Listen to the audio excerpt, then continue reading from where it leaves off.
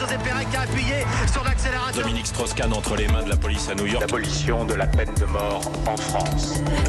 Allez, on va faire un petit plongeon dans l'histoire 20 ans en arrière, 19 ans très exactement. En 2003, on signait en France en grande pompe les accords de Marcoussis qui étaient censés mettre fin à la guerre civile en Côte d'Ivoire. Bonjour Pauline Jacot. Bonjour à tous. Alors on sait aujourd'hui avec 20 ans de recul que ces accords ont été un échec, mais vous revenez sur les débuts de cette crise ivoirienne qui se déclenche en 2002.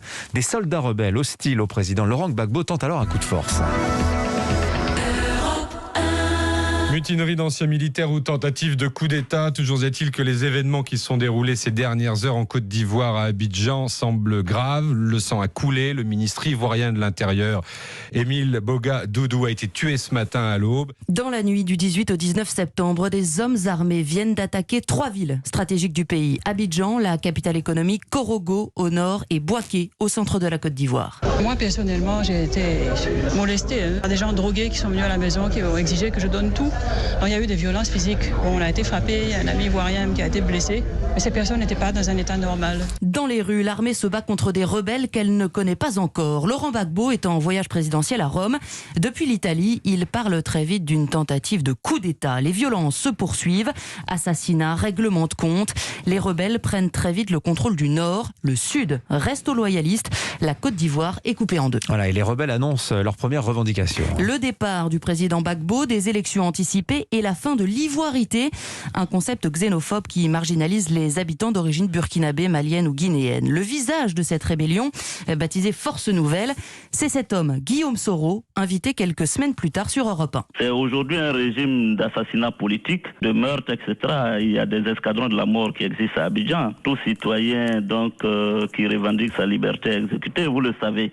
Le principal opposant de Gbagbo, Alassane Ouattara, accusé par le pouvoir d'être le cerveau du soulèvement, se réfugie à l'ambassade de France. Paris lance l'opération Licorne. Objectif, assurer la sécurité des ressortissants français et le statu quo dans le pays. Les militaires patrouillent et voient sur le terrain les exactions. Nos soldats sont effectivement tombés sur un monticule de terre de 30 mètres de long environ, sur 2 mètres de haut, et puis il y avait quelques corps qui dépassaient de cette fosse. La France refuse d'aider le président Gbagbo à combattre les rebelles. Elle choisit la voie diplomatique. Le ministre des Affaires étrangères, Dominique de Villepin, se rend à Abidjan en janvier 2003. Nous sommes dans une Côte d'Ivoire aujourd'hui où les esprits sont très échauffés, très tendus, très inquiets. Et je viens donc justement pour essayer de relancer le dialogue politique en Côte d'Ivoire. Dialogue qui aura lieu quelques jours plus tard en France, à Marcoussis. Laurent Gbagbo et les groupes rebelles trouvent un accord. Gbagbo reste président, mais doit déléguer une bonne partie de son pouvoir à un gouvernement d'union. Ah mais ça, il ne le fera jamais, Pauline. Non, et il annonce clairement les choses dès son retour en Côte d'Ivoire. Le texte qui est sorti de Marcoussis est un texte de compromis. Tous les textes de compromis que je connais sont tous des mauvais textes. Il faudra patienter 4 ans pour qu'en 2007, les accords de Ouagadougou mettent un terme au conflit avant de ressurgir en 2010 lors de l'élection présidentielle opposant Alassane Ouattara à Laurent Gbagbo. Merci pour ce retour 20 ans en arrière, Pauline Jacot. Merci à vous. Bonne journée.